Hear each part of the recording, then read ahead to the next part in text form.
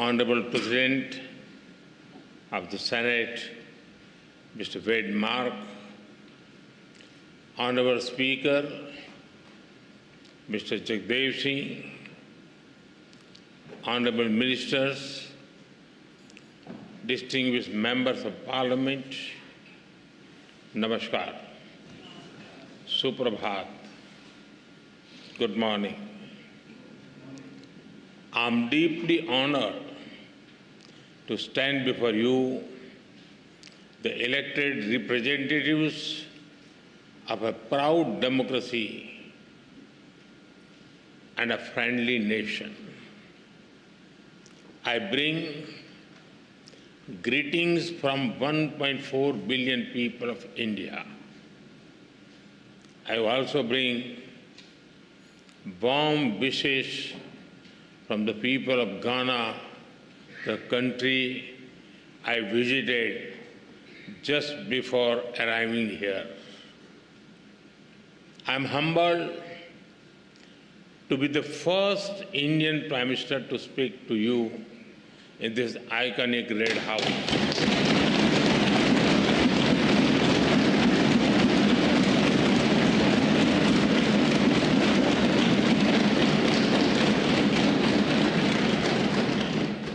This historic red building has seen struggles and sacrifices of the people of Trinidad and Tobago for freedom and dignity. Over the past 6 decades, it has stood strong as you built a just, inclusive, and prosperous democracy. Friends, the people of this great nation have chosen two remarkable women leaders, the President and the Prime Minister. They proudly call themselves daughter of the Indian diaspora.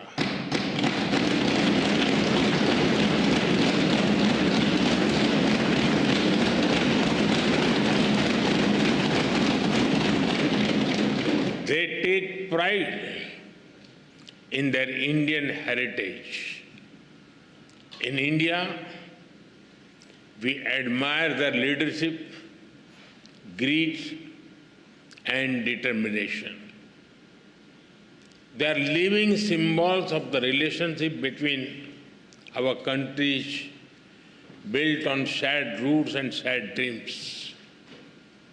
Distinguished members, both our nations rose from the shadows of colonial rule to write our own stories with courage as our ink and democracy as our pen. Today, both our nations stand as proud democracies and pillars of strength in the modern world.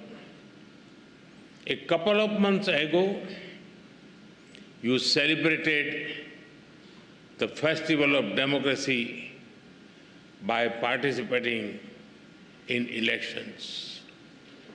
I congratulate the people of this country for their wisdom and vision for peace,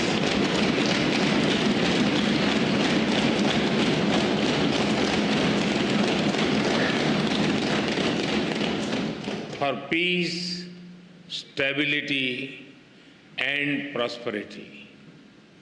I also congratulate the newly elected members of this august House.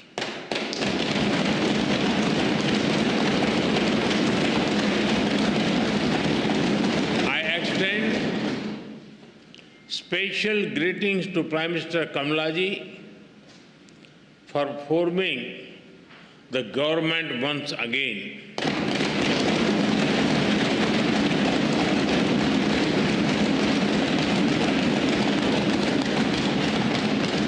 And I wish her continued success as he leads this great nation towards sustained growth and prosperity. Friends, when I look at the golden words of the Speaker's chair from the people of India to the people of Trinidad and Tobago, I feel a deep sense of emotion. That chair is not just a piece of furniture, but a powerful symbol of the friendship and trust between our two nations.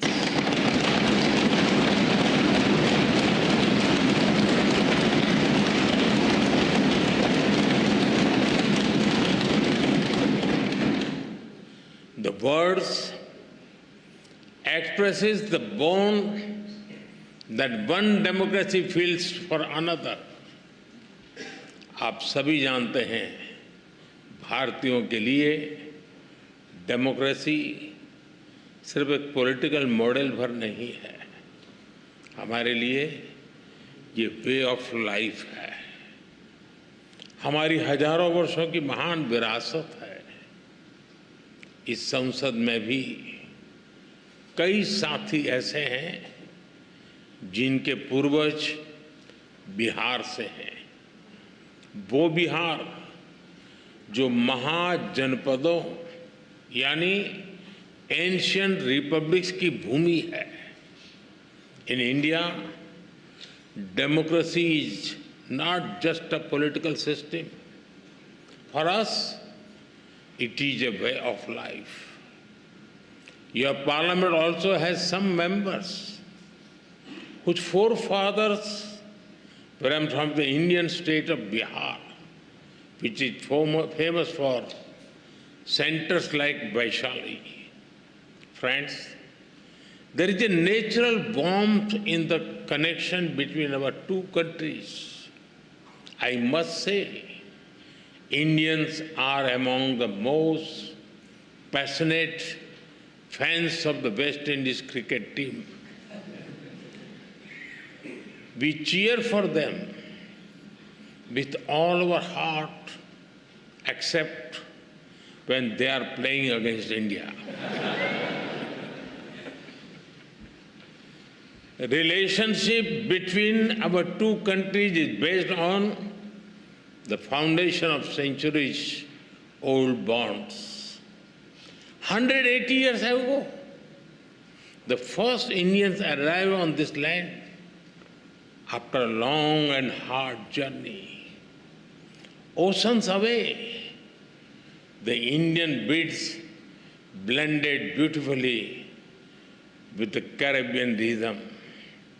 Here, Bhojpuri found harmony with Creole. Dalpuri met doubles, and tabla met the steel pan.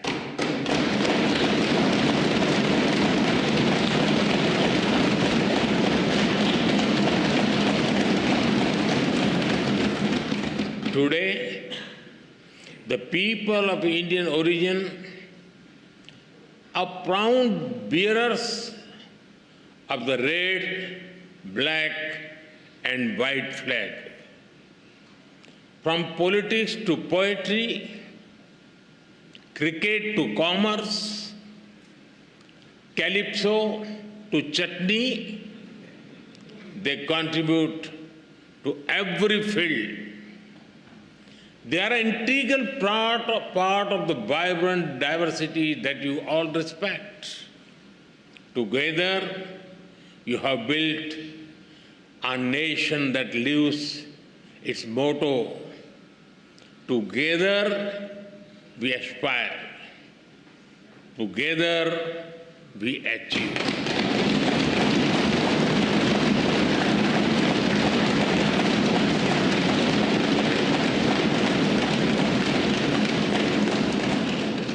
Friends, earlier today, Her Excellency, the President, graciously conferred upon me this country's highest national award. I accept it with humility on behalf of 1.4 billion Indians. Now, with immense gratitude, I dedicate it to the enduring friendship and the ancestral ties between our two nations.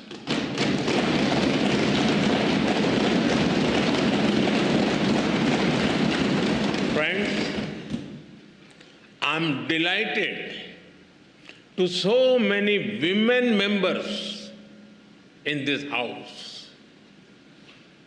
Respect for women is deeply rooted in Indian culture.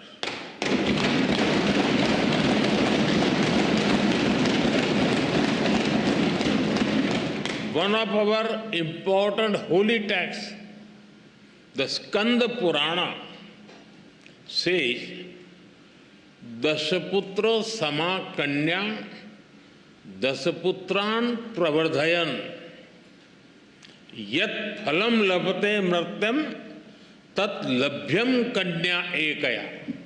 It means one daughter brings as much happiness as 10 sons.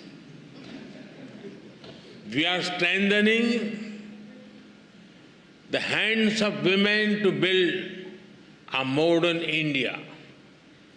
From space to sports, startups to science, education to enterprise, aviation to armed forces, they are leading India to a new future in various domains.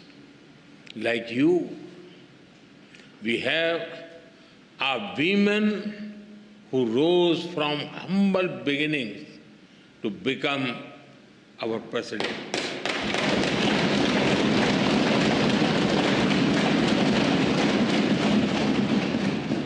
Two years ago, the Indian Parliament took a historic step, which decided to ensure a 33% reservation for women in Parliament and state assemblies.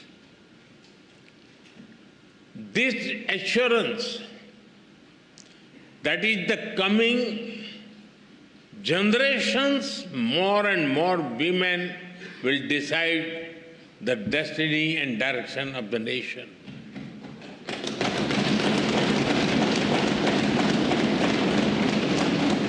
Women leaders are also thriving at the grassroots in India. Around 1.5 million elected women power local governor institutions. We are in an era of women-led development.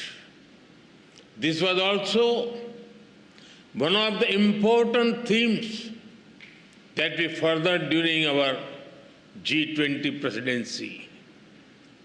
हम भारत में women-lead development का एक नया model विकसित कर रहे हैं. अपनी G20 प्रेसिडेंसी के दौरान भी इस मॉडल की सफलता को हमने पूरी दुनिया के सामने रखा है. Distinguished members, today India is the fastest growing major economy in the world.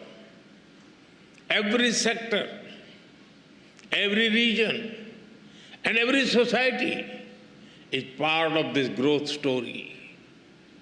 India's growth is inclusive and people-centric.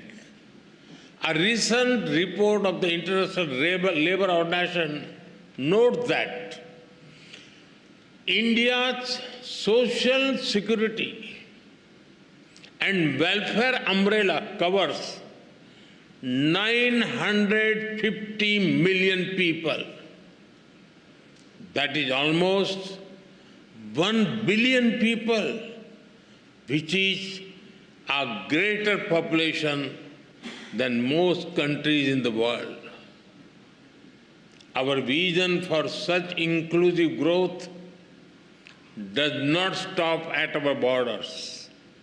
We see our development also as a responsibility towards others, and our priority will always be the global south.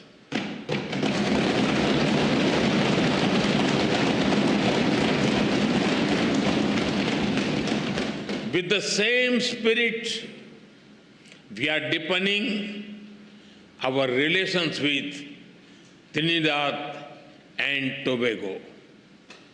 Our trade will continue to grow. We will encourage our businesses to invest more in this country. Our development partnership will expand. Training capacity, building, and skill development will keep human development as its center. Health has been and will remain a key part of our partnership. Many Indian doctors and healthcare workers have been serving here with distinction. We are glad that you have decided to recognize Indian medical standards. This will ensure access to high-quality, affordable medicine for all. We also welcome your decision to adopt the UPI digital payment system. It is a major step forward. UPI has revolutionized digital payments in India. Powered by the platform, India has become the nation with the highest number of real-time digital payments in the world.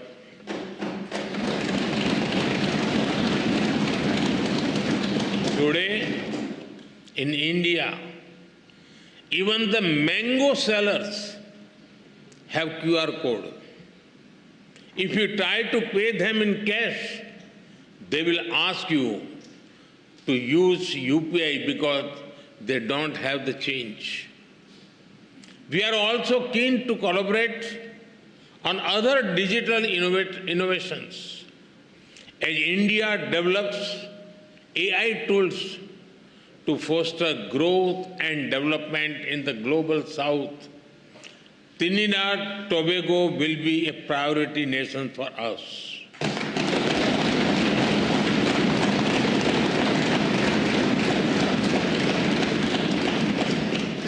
We will share our expertise in agriculture, horticulture, and food processing. Machinery from India will support your agro industry. And because development is about dignity, we will organize an artificial limb fitment camp and differently able citizens here.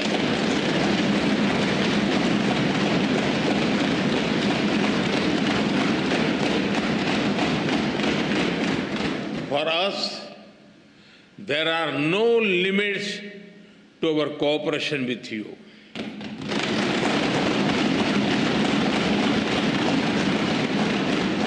We will always be guided by your needs and priorities.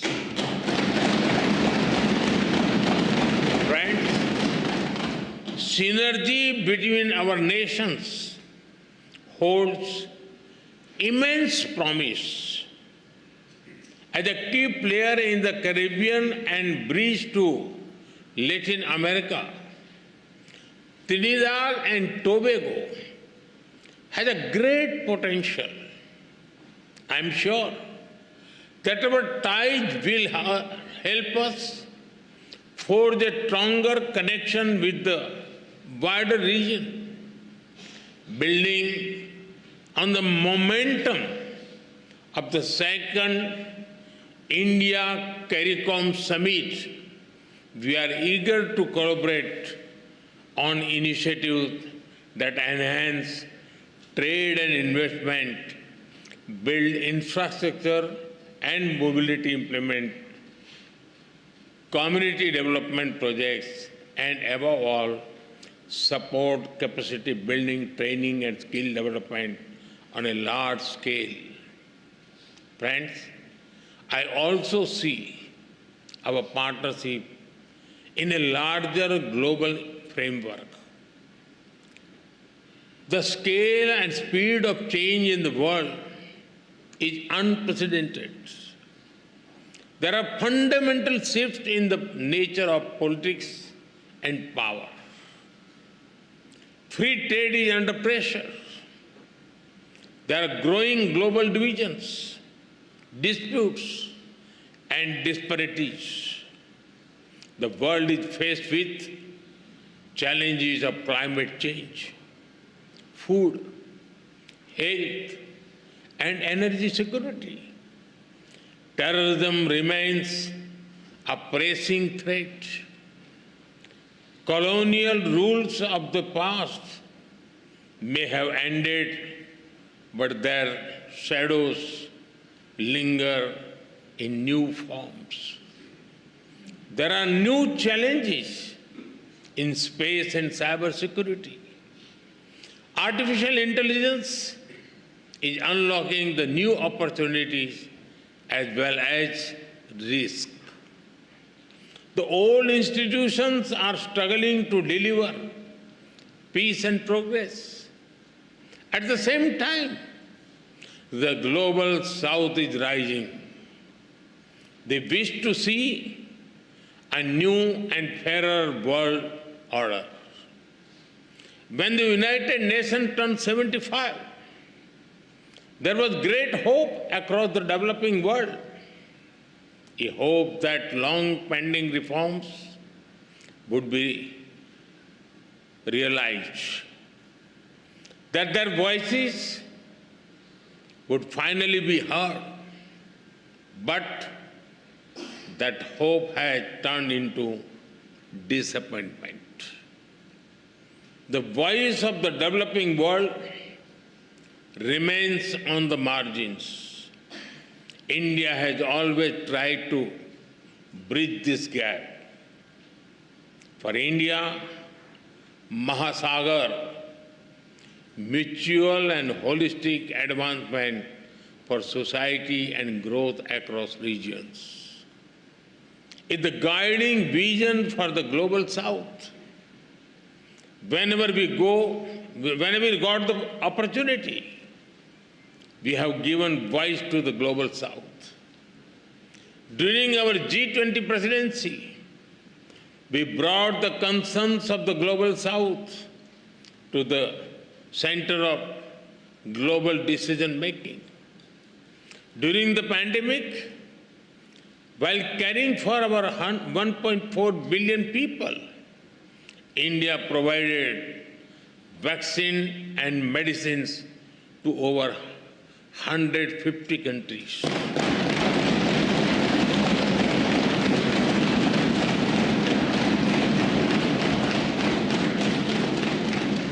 In times of disaster, we have responded swiftly with aid, relief, and solidarity.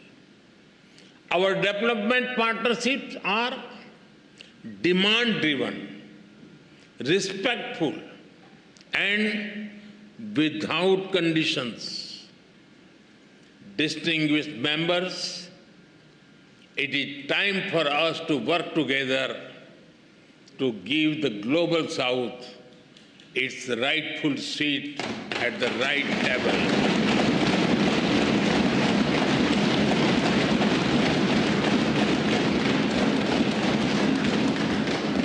To ensure climate justice so that the burden does not fall on those who have contributed the least to the climate crisis. We consider Trinidad and Tobago an important partner in this endeavor. Friends, our two countries may differ in size and geography, but we are deeply aligned in our values. We are proud democracies. We believe in dialogue, sovereignty, multilateralism, and human dignity. In these times of conflicts, we must remain true to those values. Terrorism is the enemy of humanity. This very Red House has itself witnessed the wounds of terror and the loss of innocent blood. We must stand united to deny terrorism any shelter or space. We thank the people and the government of this country for standing with us in our fight against terrorism. Friends, our forefathers struggled, sacrificed, and had dreams of better lives for future generations. Both India and Trinidad Tobago have come a long way on the journey to the future we have promised our people. But we still have a lot to do by ourselves and together. All of you, as members of the Parliament, have a vital role in shaping that future. From Ayodhya to Arima, from the Ghats of Ganga to the Gulf of Paria, may our bonds grow ever deeper and our dreams ever higher. With these thoughts, I thank you once again for this honor. As you say here, with grace and pride, respect due. Thank you. Thank you very much. Thank you.